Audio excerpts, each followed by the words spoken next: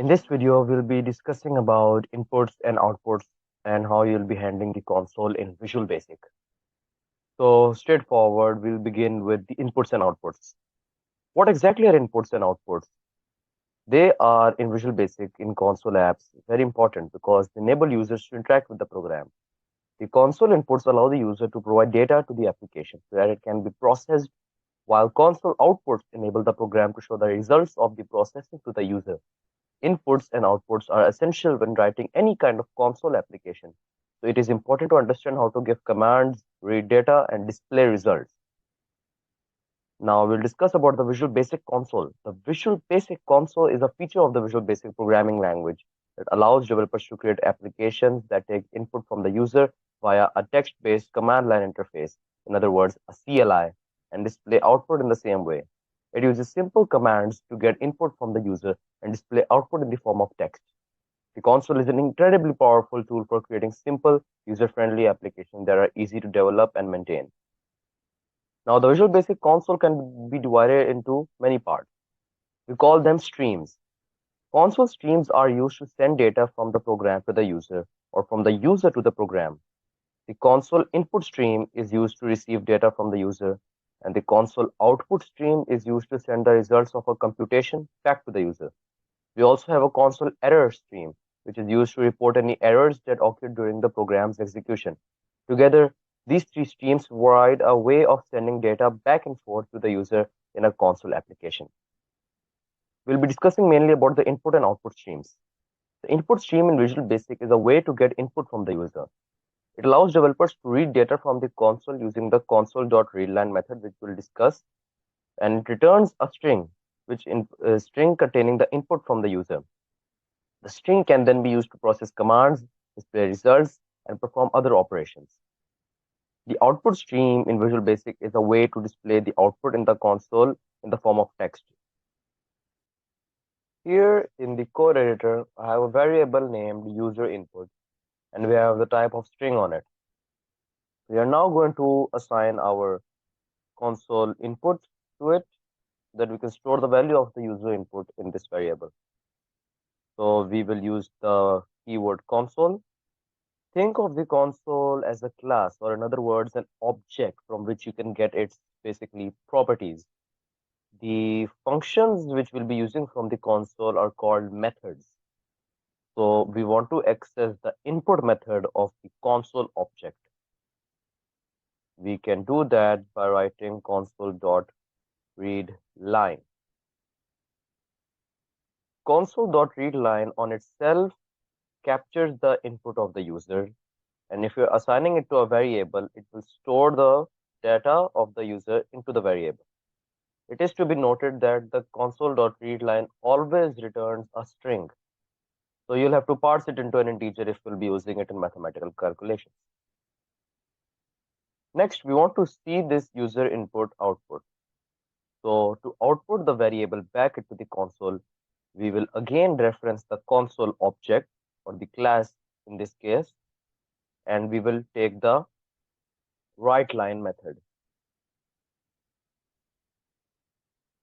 We have to pass one parameter into the WriteLine, which will be our output, which in our case is the user input. Let's check the console. So for example, I will type Zenith20. You can see that our console responds us with the data of the user input.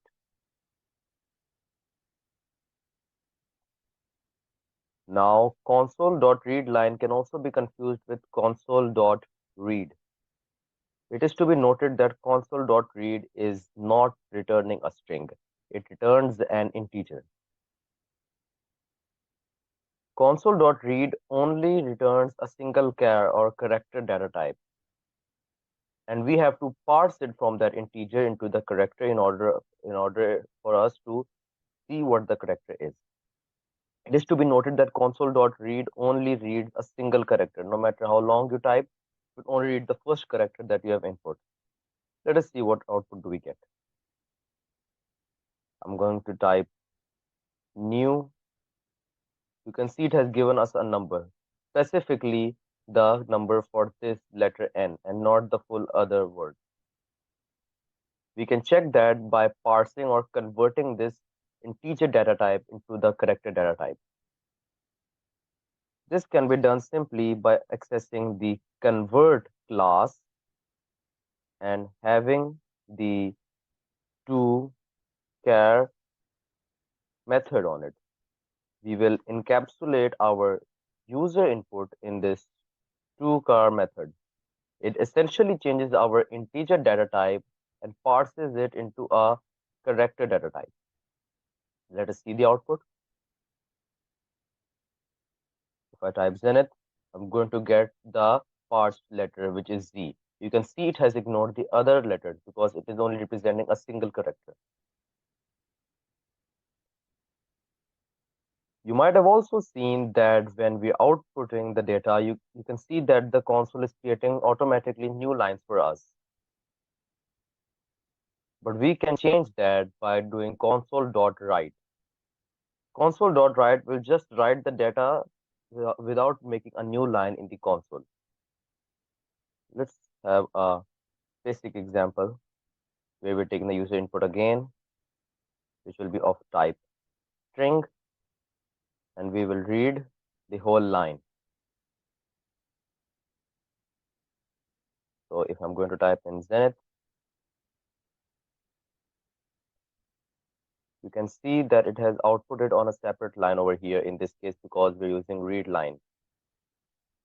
What if we gave two outputs in our case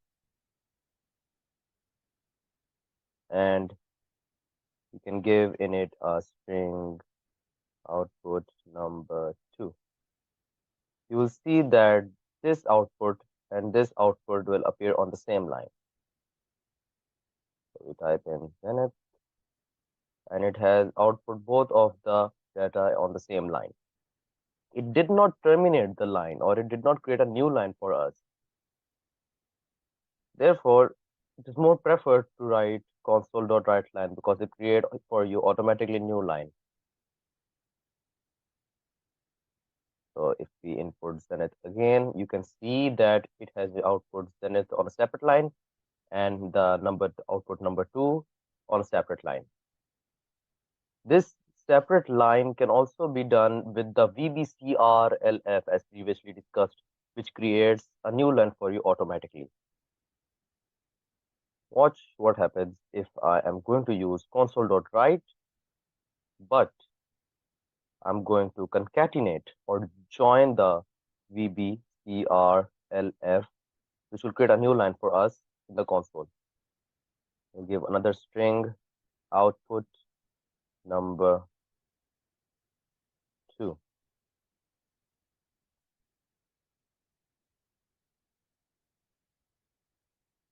So you can see now that the Zenith is on the separate line and output number 2 is on a separate line, but we haven't specified the console.write line. But we did specify the VBCRLF, which created a separate line for us in the console.